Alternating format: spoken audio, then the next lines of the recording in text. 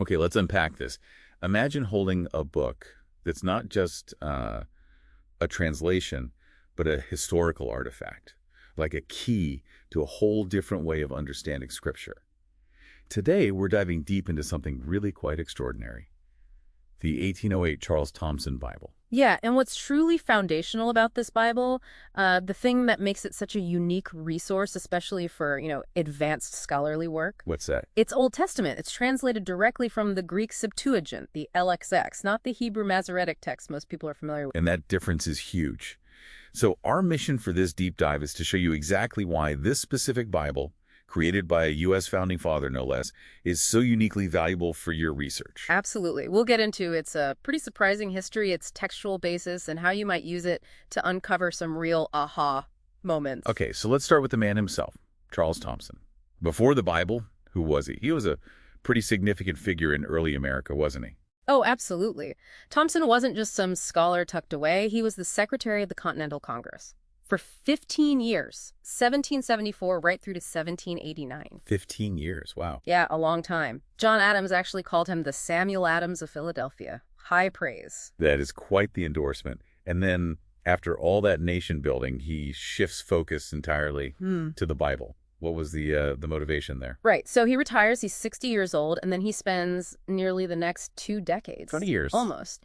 From 1789 to 1808, translating the Bible from Greek. It was really an extension of that whole American Enlightenment spirit, you know. Going back to the original sources, his main drive, he wanted to read the Old Testament the same way the New Testament authors did. And that meant using the Greek Septuagint, not the Hebrew text that became standard later. A very specific goal. And the publication itself has a fascinating story, right? Getting it actually printed. It really does. The Bible, it came out in 4 volumes in 1808, published in Philadelphia by Jane Aitken. Jane Aitken. Yes, which makes it the first Bible ever printed by a woman in America.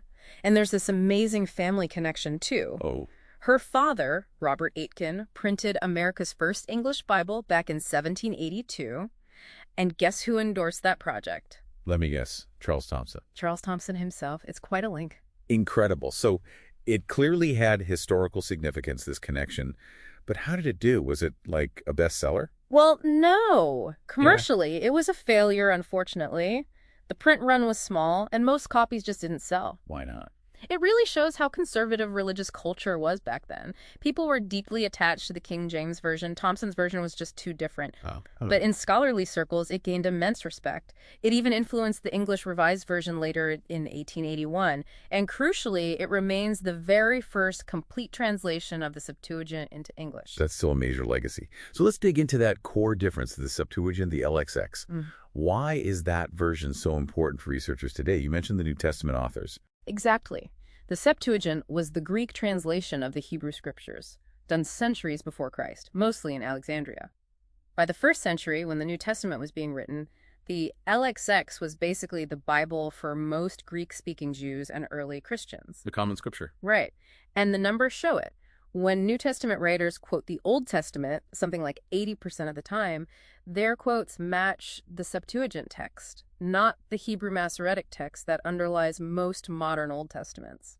So standard Bibles create a kind of disconnect then. Old Testament from Hebrew, New Testament from Greek. Precisely. Thomson bridges that gap. His translation lets you read the Old Testament text the New Testament authors were actually reading and quoting. It's a direct window into their world. Okay, that's a huge advantage. But you also said it's not just a different translation, it's a different textual tradition. Yes, that's critical. The Hebrew texts that the Septuagint translators were working from back in the 3rd and 2nd centuries BCE were older than the standardized Hebrew Masoretic text we have today, which dates more from the Middle Ages. And we have evidence for these older Hebrew versions. We do know. The Dead Sea Scrolls were a game changer.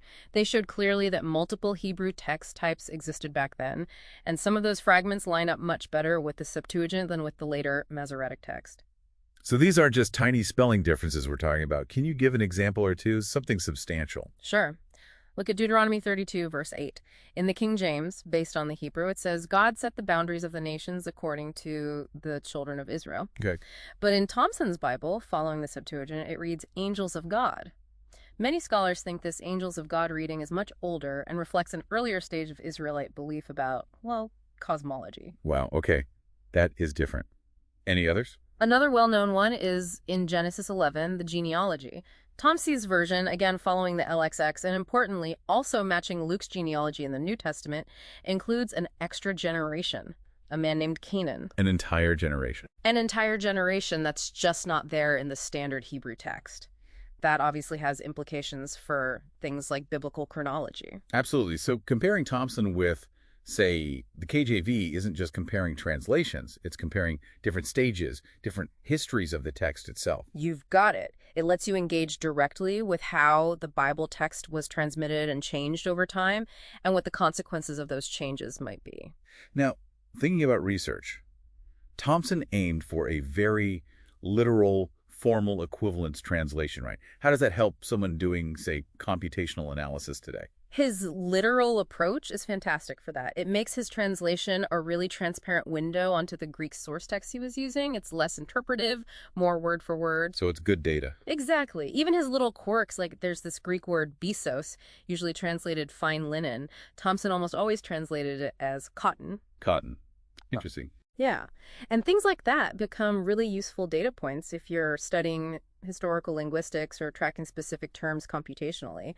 His literalness makes the text very valuable for that kind of deep dive. So how could our listeners, maybe using AI or other tools, leverage this? Well, you could systematically map New Testament quotations back to Thomson's Old Testament to see the precise LXX wording the authors likely used. That's powerful intertextual analysis. Okay. Or you could do large-scale comparative work. Collate Thomson's OT against the King James OT, automatically flagging every single difference between the LXX and Masoretic traditions represented by those translations. Cataloging all the variants. Right, or tracing how certain theological concepts might develop differently depending on which textual tradition you follow. The potential is huge. Good point. But we should add a couple of caveats, right? It is from 1808. Definitely. It reflects the scholarship of its time. And it's still a translation of a translation in a sense, from Hebrew to Greek, then Greek to English. Also, Thomson was Protestant, so his Bible omits the deuterocanonical books, the Apocrypha. Though it does include Psalm 151, which is interesting. It does, which is found in the Septuagint, but not the Hebrew Bible. So, yeah, it's a complex artifact. So wrapping up. In conclusion, yeah, the 1808 Charles Thomson Bible, it's absolutely an authentic and I'd say profoundly important resource. That Septuagint foundation just opens up research possibilities you don't easily get elsewhere. But it requires care. Its real potential comes with a rigorous, nuanced understanding of what it is and what it isn't. So maybe the final thought for you, the listener, is this. What does it really mean that a Bible, translated by one of America's founding fathers, steeped in the Enlightenment, gives us such a different view of these ancient texts? Texts foundational to so much of Western culture. It reveals a textual landscape that might be quite different from the one you've always known. Definitely something to ponder.